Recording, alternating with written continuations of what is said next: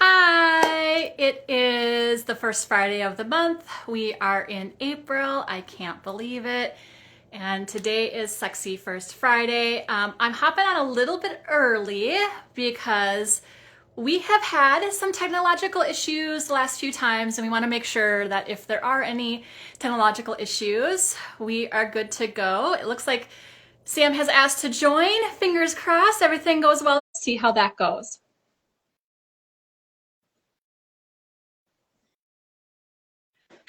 All right, it worked today. Yay, I told you we'd come out a little early and we'll have no problems. That's funny how that happens. I guess we get to just talk extra. We do, we get to talk extra, and we already have some people joining us, which is awesome, even with a little bit early. Well, welcome. Today is the Sexy First Friday of the month. We are in April. And Sam, why don't you introduce yourself and talk a little bit about who you are? A lot of people already know us, but we always have a few newcomers every time as well. Okay. So I am Sam E. Greenberg. I'm a sexuality researcher and Enneagram researcher primarily, and then I am also a Enneagram therapeutic coach specializing in sexuality and relationships primarily. And I am Lyndsey Fraser. I am a licensed marriage and family therapist, as well as a certified sex therapist out of Minneapolis, Minnesota, where I have a private practice in South Minneapolis, where I specialize in relationships and sexuality utilizing the Enneagram. And I've been here 12 years now in this space. Great. So I guess I will I'll say what the topic is, and then if more people join on the hour, we'll reintroduce it. So today we are talking about why sex and the Enneagram. So obviously we've been here doing Sexy First Fridays for over a year now. We've done 15 episodes, but we want to just take it back a little bit to like a broader perspective for new people and even for people who've been following. They may not know, why this is important to us and then why it's sort of important we feel for everyone. So that's our topic today, why sex and the Enneagram. And we thought we would start by telling you our personal why of why we got into this topic, and then we'll get into, why it's important for everybody. So, Lyndsey, why don't you start with your personal why? Why sex and the Enneagram for you?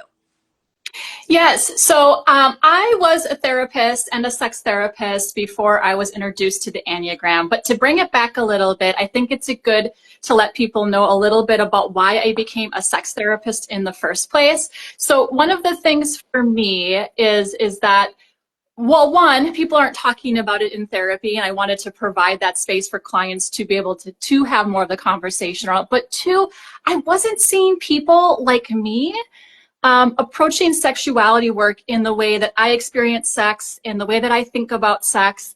And I really wanted to have a space so that for people like me could be seen and heard. And what was huge in that is that when I got introduced to the Enneagram, that why became huge for me, especially with the instinctual stacking, because I am a social dominant who has self-preservation in the second position and sexual instinct is in the last. And so for me, it gave that information around like why I was approaching sex the way that I was, but also helping normalize it for clients in my office around that this is also how other people approach sex.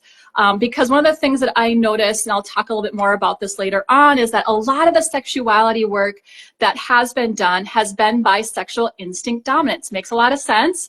But then what you see is people that are social or self-preservation dominant often don't see themselves. They think maybe they're approaching sexuality the wrong way. And so for me, having that lens of the Enneagram and then also how type approaches sex was actually really huge in growth and development, not only for myself, but also for the clients in my office. So that's a little bit about my why. Why don't you share a little bit about your why, Sam? Because I know ours are very different.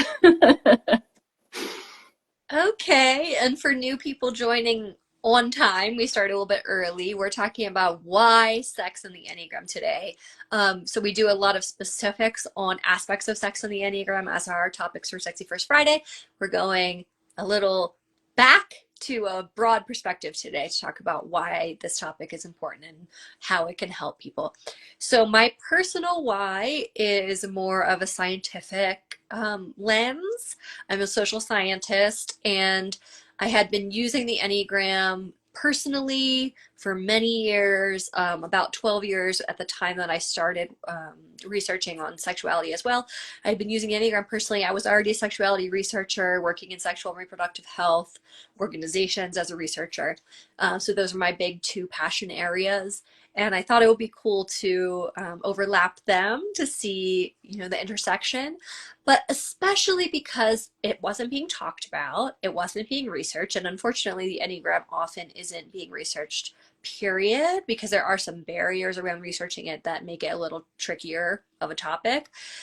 And I was like, the world needs to know about this. There's all of this information out there to be learned that we don't have yet. And so I structured my entire doctoral research around sexuality and the Enneagram so we could get learning about it into the world for people to use. And then since I have done that, there's some other folks, some colleagues of ours who also done some research. So it's starting to be something that we're understanding better, but we'll talk about in a little bit how this is actually sort of in the shadow.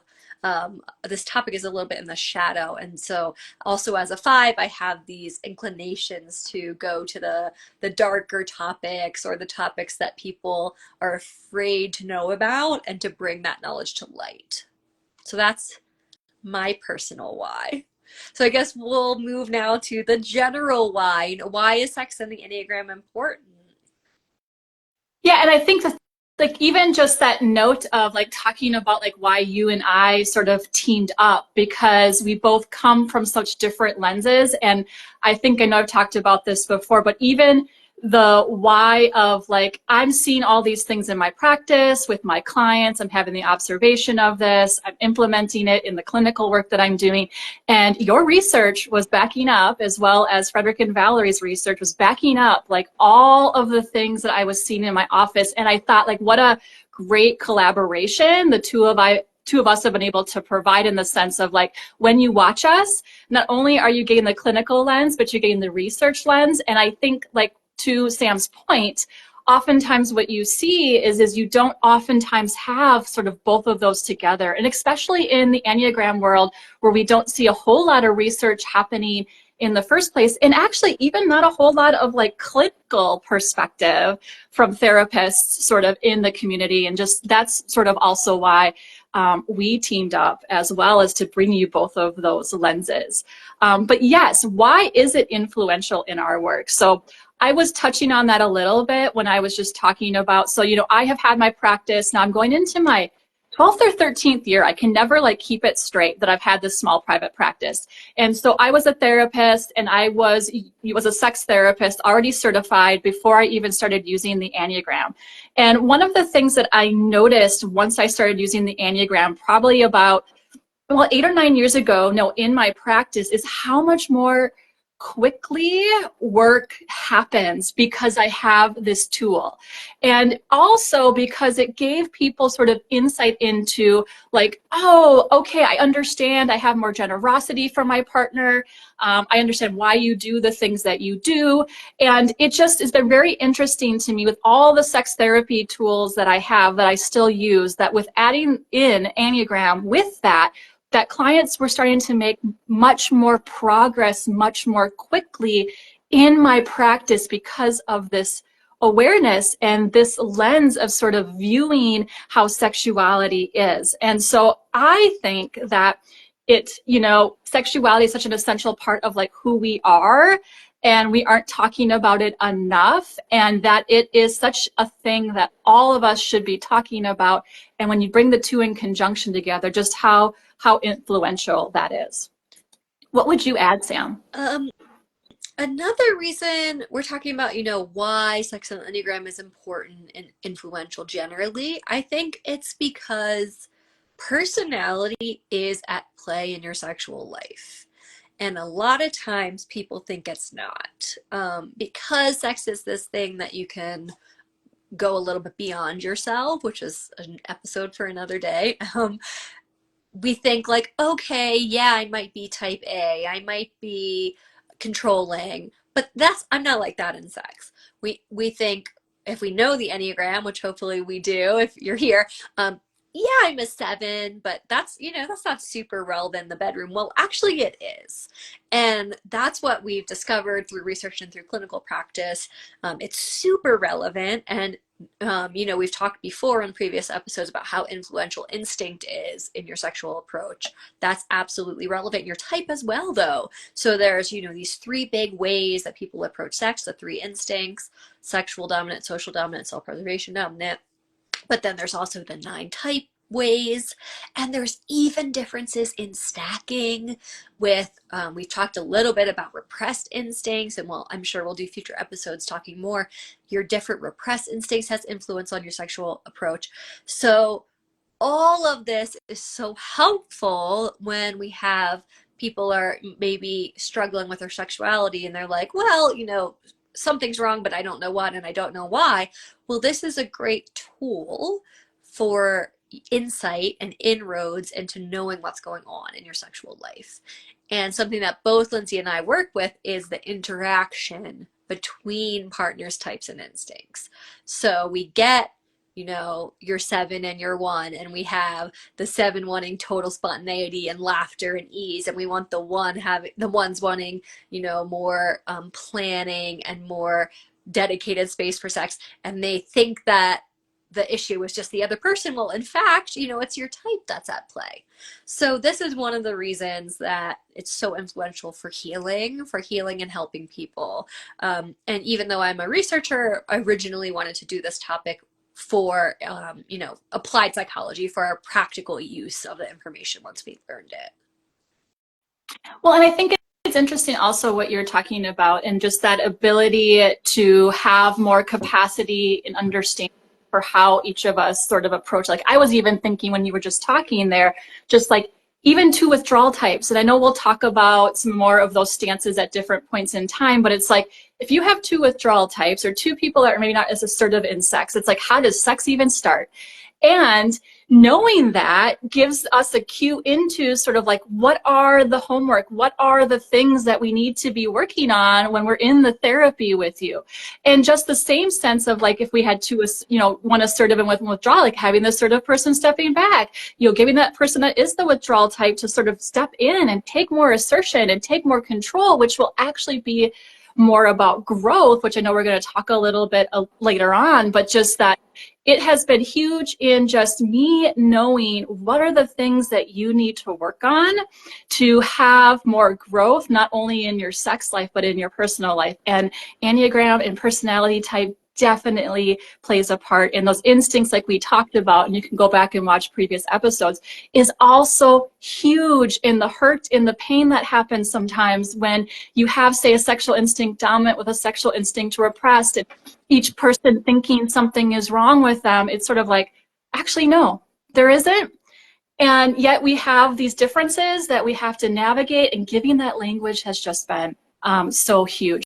Why don't you talk a little bit around the shadow pieces of sexuality? Because I think this piece is also so huge, Sam. Okay, great. So number one reason that we think, that we just talked about why sexuality in the Enneagram is, it's really influential for healing, for couples work.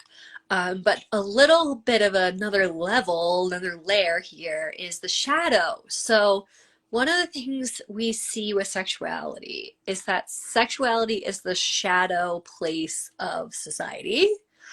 Not in every way. Obviously, we're like a hypersexualized culture here in the West, but what we see is a lot of the feelings and desires that people have, they get repressed, and then they come out in sexuality.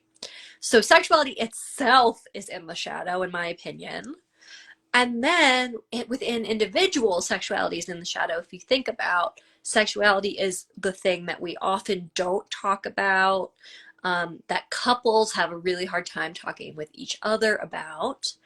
And what's interesting is even in relationship coaching or therapy, couples aren't bringing it up. They're coming with their issues, and there may be sexual issues, but they're not talking about them, because even with our partner, it tends to be in the shadow.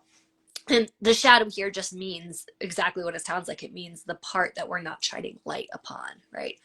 So we feel like sex in the Enneagram is so important because it's starting to get sex out of the shadow in a way that's really accessible and that feels safe to people. It's really hard to talk about, me and my partner are really struggling with our sex life, but it's much easier to say, hey, I'm a 2, my partner's a 5.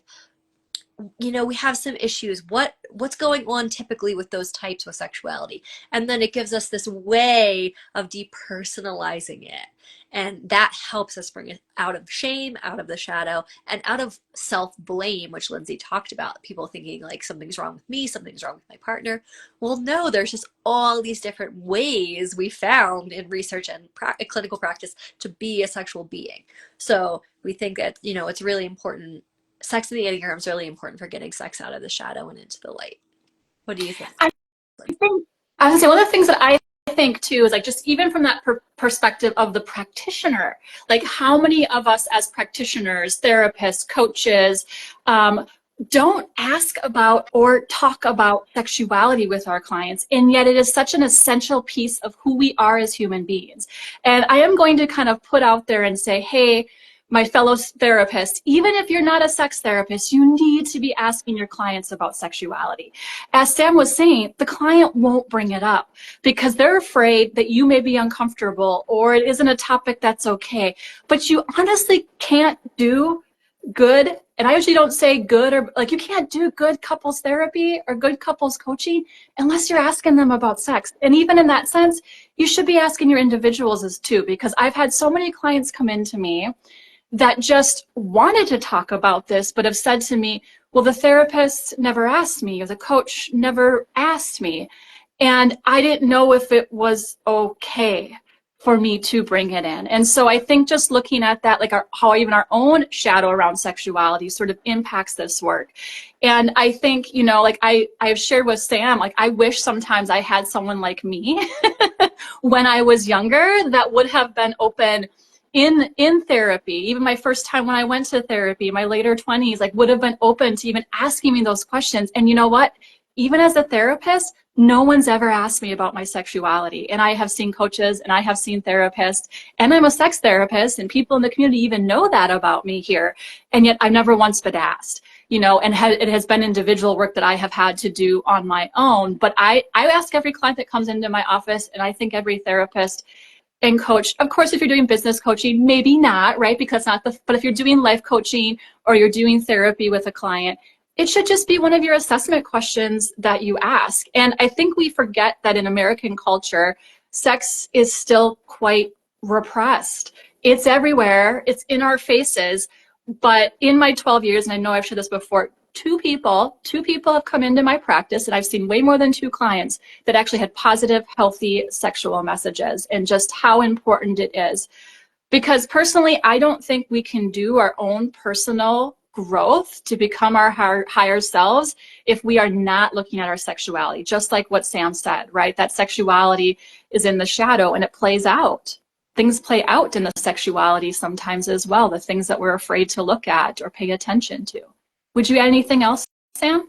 Yeah, I have a couple of thoughts now from what you shared. One thing that's funny that came to mind is Emily Nagoski talks about this in Come As You Are, that people like just come up to her in elevators and they're like, you're a sex person, like I need to talk to you. Well, that happens to both Lyndsey and I, often via direct message, but also in regular life.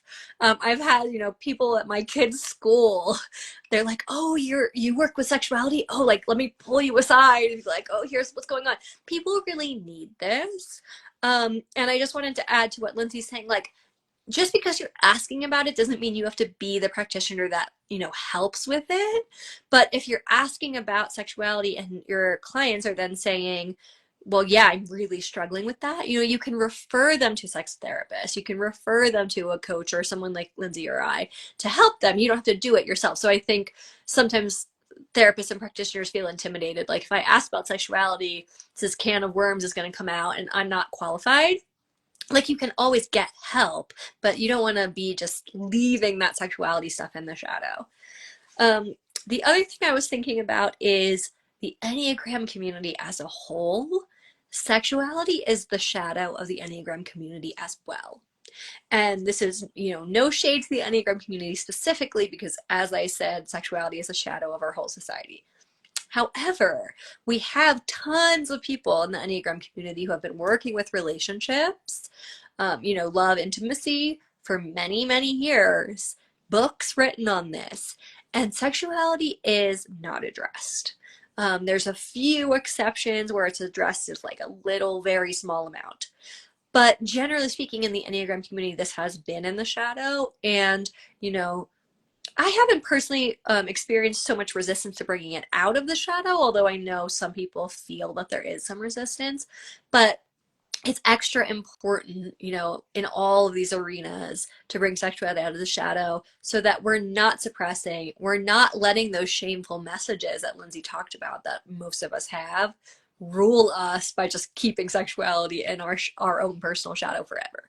So that's another big, big reason why Sex in the Enneagram, why we think Sex in the Enneagram is important. It's for healing, and it's also just like shedding light on all of these shadow aspects of the self and of society. So I think, do you want to add anything, Lyndsey? And we also want to give you some examples. I was just going to say, I think one of the beautiful things that has been happening in the Enneagram community is that within the last few years, they have been open and accepting and are ready to sort of hear this aspect of things. And I know that others have tried in the past and they were not, and now they are. And I just think that that is beautiful in so many different ways. The more that we can get sexuality out there and being something that we talk about, and not just in a way to be titillating, but just in a way that it's like, this is a innate part of human beings, and we need to look at it, grow with it, accept it, flourish, all of those types of things. And so it's been great to kind of see that, because I've found that more and more people are wanting this and needing this. And the more we bring it out into the light, the more interest we're finding, the more people are saying, oh my gosh, I've been waiting for this, we really need this, which is great to see. So, that's why we do this work and continue to do it. So how about some examples, Lyndsey? Can we share some stories about, why Sex in the Enneagram in your practice, in my practice? Yeah, I think like even you had talked about the 7-in-1 pairing, for instance, right? I think this is just a great example of something that has been extremely helpful sort of within therapy. And actually this could apply even to like 6s, some of this stuff that I'm talking about here as well, in the sense of like, for 1s, they want structure, organization, they want to know what's going to happen, right? And the 7 wants spontaneity and freedom. And when you have that type of pairing, and when we bring in 6s who also need structure, well, let's say structure, it's more about preparedness to know what's going to happen. And so the 1s and the 6s are going to benefit sort of from the thing that I'm going to mention that's been very helpful for me with couples in my office, is because you may have a partner that wants more spontaneous sexual experiences. If you bring it back to Emily Nagoski, right, we have spontaneous desire and we have responsive desire. And if we look at the desire, 1s and 6s tend to be more responses. 7s, 4s tend to be more spontaneous, right? Depending on the other ones too. 8s also tend to be a little bit more spontaneous as well around sexual intimacy. But what can happen then is that when you have that dynamic happening, it can kind of be like, for the person that's more spontaneous and they try to approach sex like, well, why are you not interested in me? Why don't you want to have sex with me? Do you not desire me? All of these types of things can happen. And then for the 1 or the 6, it can be like, well, this wasn't in my plan. I wasn't expecting this. I didn't know that we were going to do this today. And so you get this kind of dynamic that's going to often happen in these relationships. And why the Enneagram has been really, really helpful is what this couple needs is planned spontaneity. And it sounds so funny when I say it, But it's that planned spontaneity sort of creates that environment and meets the need of both people. And then when you also bring in the Enneagram type, and I can explain this to them and say, this is typically how a 6 or a 1 or a 7 or an 8 might approach sexuality. And you can see where we could get stuck, right? When both of you need such different things. And so one of the huge assignments that I give, and I think would be helpful for anybody, is just that planned spontaneity. So setting aside time like on, a Sunday morning and saying, for 4 hours, it's just going to be, it's planned spontaneity around connection, romance, and sensuality with the opportunity for sex to happen. I think in our society, we often think, well, we shouldn't plan sex. And it's like, it's about how you plan it. And I know when I have a 1-7 in my office that this is the thing that's going to be a key for them to be able to have both people's needs be met. The 1 gets to know when it's going to happen that day, and the 7 knows that it's going to be spontaneous. It's not going to be planned out for every sexual act you're going to do. It can still be playful. It can still be fun. And so I think it's really interesting. And like even with 6s will go anywhere with you. I know Sam and I have talked about that. They just need to be prepared. So again, prepare your 6, right? Like this is why this is so helpful. And I think it creates this generosity and understanding for why people are the way that they are, right? And that I now understand that this is what you need. It has actually nothing to do with me per se. I can make that better or worse depending on how I approach you. But it wasn't about you not desiring me. It wasn't about you not loving me. It's about you needing to be prepared or knowing what to expect. And then if I know that, then I can go there and I can connect with you. So that's like I could share a ton. I think we could just have like client story day. I could share all kinds of stories that have been so influential with this. And I have so many clients be like, oh my gosh, I feel understood. I feel seen. And I'm sure you have similar stories as well, Sam. So it's like there are sometimes, and not always, it's not always so easy, but there's sometimes these hacks that you can do for the type that you're with that almost fix everything immediately. Now, of course, that's not for everyone. There's like some years of built up resentment and stuff. You can't fix that immediately.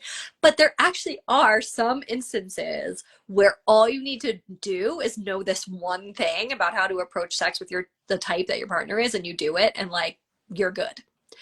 And the fact that there's even cases at all that I've experienced like that speaks to the power of this. That a partner who is partnered with a 5 learns, oh, I can't do subtle come-ons. I have to go to them and say, I want to have sex now. Otherwise, they don't get it. And then it's fine. They do that. And the 5's like, great. I was totally interested in sex. I didn't know that what you were doing meant that you wanted sex. I didn't want to assume that. And now we're good. So there's like, a bunch of happy stories where people didn't need much to move through. Of course, there's lots of other circumstances where they need a little bit more help, but this is always so helpful. So I want to bring in instinct and gender a little bit. So another thing that this is really helpful is we see often issues between instincts, which Lyndsey has talked about, but I have noticed there can be gender mixed with these things.